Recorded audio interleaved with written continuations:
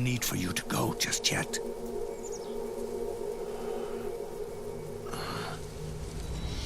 It's been a long time, Snake.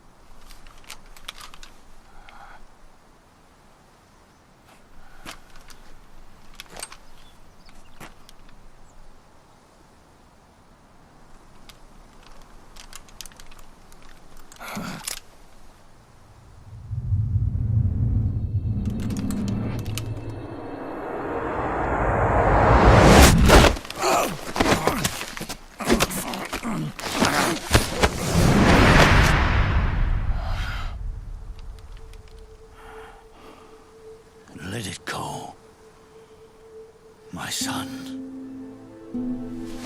I'm not here to fight. Or should I call you brother? What? It's over.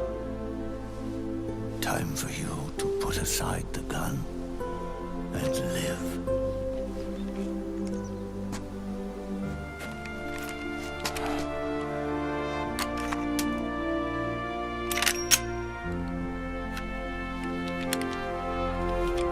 It all began with a bunch of old fools. Now, they've all passed away. Their era of folly is over. I'm the only one left, and soon I'll be gone too. How can you still be alive? That body, liquid burned on the Volta, wasn't mine. That was the body of a clone. Solidus.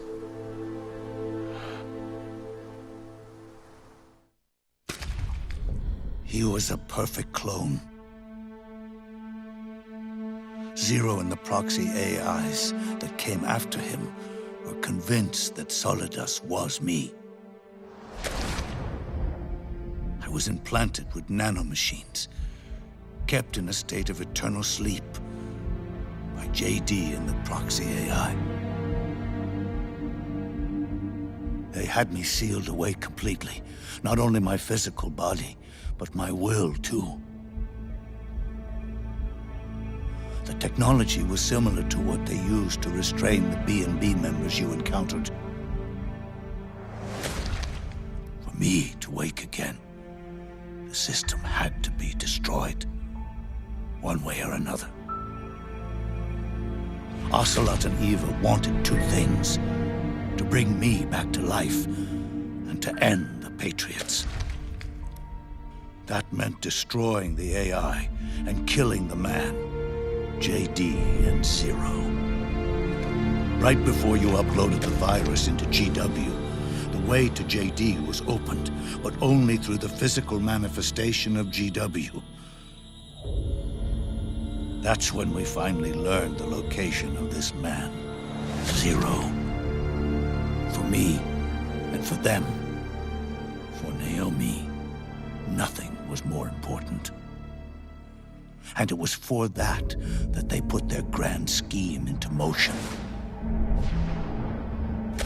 Eva stole my body from them and reconstructed it by replacing the missing parts with pieces from Liquid and Solidus.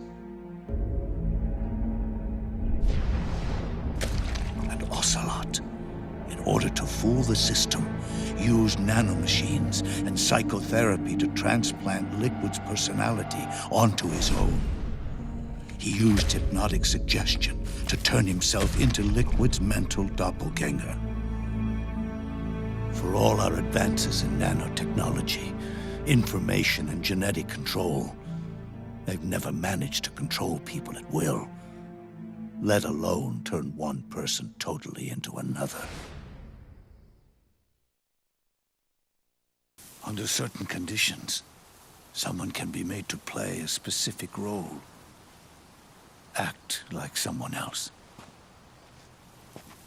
Cats do love to play as snakes.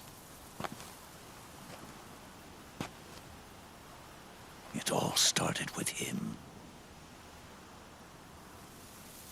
Zero.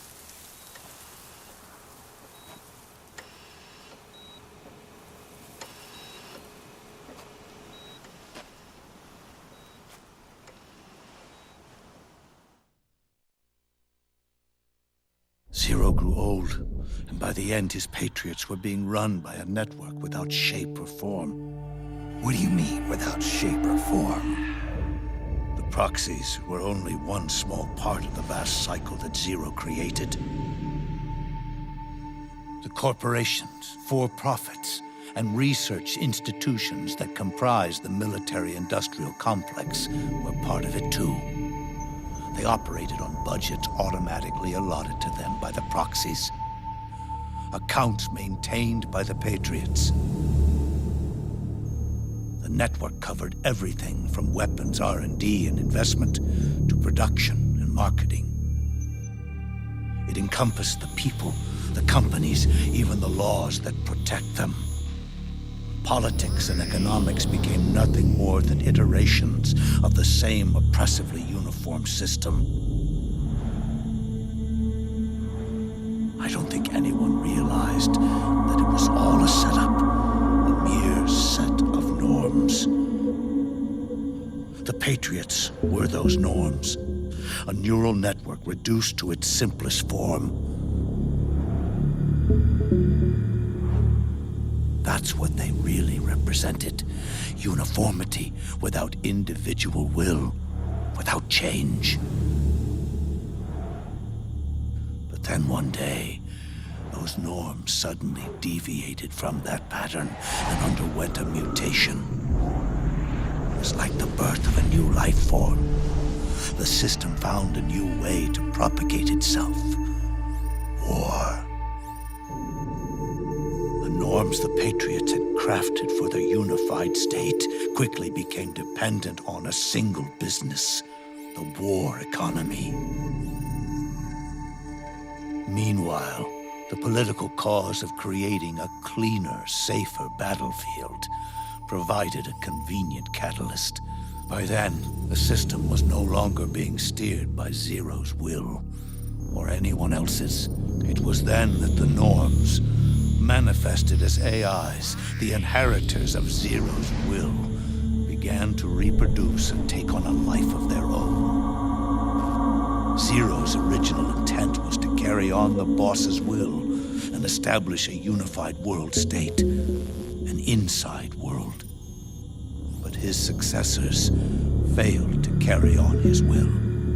Eventually, JD became the very age itself, propagating its will as it pleased, and this age chose to act through economics instead of nation-states. Powered by the industrial and digital revolutions that came before it, this age gave birth to a twisted economic revolution, a battlefield revolution. It created a new world without substance. In this new world, there were no ideologies, no principles, no ideals, not even the thing she treasured most, loyalty. There was only the war economy. It was a colossal error in judgment, one Zero couldn't possibly have foreseen.